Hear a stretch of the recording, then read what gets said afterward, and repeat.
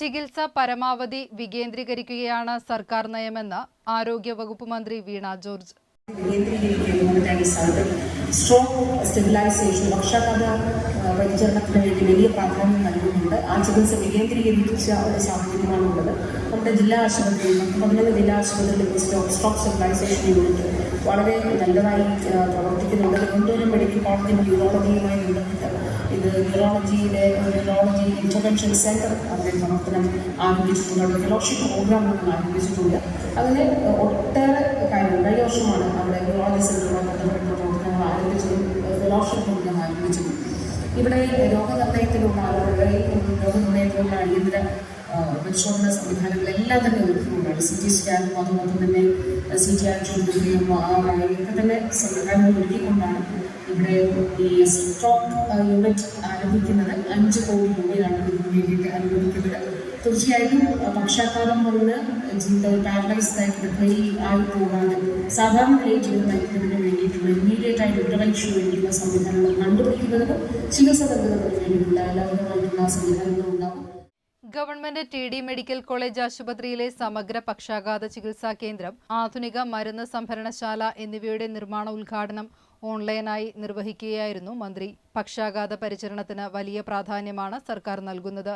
32 ജില്ലാ ആശുപത്രികളിൽ സ്ട്രോക്ക് സ്റ്റിമുലൈസേഷൻ യൂണിറ്റുകൾ നല്ല രീതിയിൽ പ്രവർത്തിക്കുന്നുണ്ട്. ആലപ്പുഴ മെഡിക്കൽ കോളേജിൽ രോഗനിർണയത്തിനുള്ള അടിയന്തര പരിശോധന സൗകര്യങ്ങളെല്ലാം ഒരുക്കിക്കൊണ്ടാണ് സ്ട്രോക്ക് യൂണിറ്റ് തുടങ്ങുന്നത്. കിടപ്പിലാകും മുമ്പ് പക്ഷാഘാതം കണ്ടുപിടിക്കുന്നതിനും ചികിത്സ നൽകുന്നതിനുമുള്ള സംവിധാനങ്ങൾ ഇതിന്റെ ഭാഗമായി ഉണ്ടാകും. ശ്രീ ചിത്ര ഇൻസ്റ്റിറ്റ്യൂട്ടിന്റെ സഹകരണത്തോടെ കൃത്യമായ പരിശീലനം ലഭിച്ച നഴ്സുമാരുടെ സേവനമാണ് ഒരുക്കിയത്. മരുന്ന് സംഭരണശാലയിൽ കൃത്യമായ മാനദണ്ഡമനുസരിച്ച് മരുന്നുകൾ സൂക്ഷിക്കുന്നതിനുള്ള സൗകര്യങ്ങൾ ഒരുക്കും. മരുന്നുമായുള്ള വാഹനങ്ങൾ പാർക്ക് ചെയ്യുന്നതിനുള്ള സൗകര്യം, ഓഫീസ്, ക്യാബിൻ തുടങ്ങി വിപുലമായ സൗകര്യങ്ങൾ ഇതിന്റെ ഭാഗമായി ക്രമീകരിക്കുമെന്നും മന്ത്രി പറഞ്ഞു. ചടങ്ങിൽ H. സലാം MLA അധ്യക്ഷനായി. ആധുനികവൽക്കരിച്ച മരുന്നു സംഭരണശാലയുടെ ശിലാസ്ഥാപനം MLA നിർവഹിച്ചു. അഡ്വക്കേറ്റ് AM ആരിഫ് MP വിശിഷ്ട അതിഥിയായി.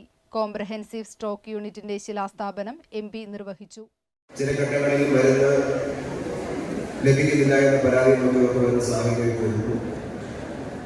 ചിലത് ഉള്ള വാർത്തയാണ്, ചിലതില്ലാത്ത വാർത്തയാണ്, എല്ലാം കൂടി ചേർത്താണ് പലപ്പോഴും സംഭവിക്കുന്നത്.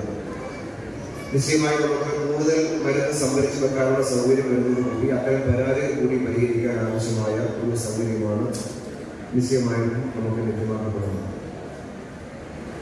ന്യൂറോ വിഭാഗവുമായി ബന്ധപ്പെട്ട പുതിയ സ്ട്രോക്ക് സെന്റർ അത് ഏറ്റവും പ്രധാനപ്പെട്ടതാണ്. നമ്മുടെ ഒരു ചികിത്സാ മേഖലയിൽ തന്നെ ഏറ്റവും പ്രധാനപ്പെട്ട ഒരു കാര്യമായി തന്നെ നമുക്ക് ലഭിക്കുന്നതാണ്. 5 കോടി രൂപയാണ് അതിന്റെ വേണ്ടിയിട്ട് ഗവൺമെന്റ് വകയിരുത്തിയിട്ടുള്ളത്. പ്രത്യേകമായ ന്യൂറോ വിഭാഗത്തിന് പ്രത്യേകമായ പക്ഷാഘാത ചികിത്സയ്ക്ക് പ്രത്യേകമായ എല്ലാ സൗകര്യങ്ങളും നൽകുക, ആധുനികമായ സൗകര്യം ലഭ്യമാക്കുക, അതുവഴി കൂടുതൽ സർവീസ് ജനങ്ങൾക്ക് ലഭ്യമാക്കാൻ കഴിയുന്നൊരു പ്രൊജക്റ്റാണ് ഇതിന്റെ ഭാഗമായിട്ട് വരുന്നത്. നമ്മുടെ ആശുപത്രിയെ സംബന്ധിച്ച് നമ്മുടെ ഡിപ്പാർട്ട്മെന്റ് ഒരു മികവുറ്റ ഡിപ്പാർട്ട്മെന്റാണെന്ന് പറയാൻ നിശ്ചയമായിട്ട്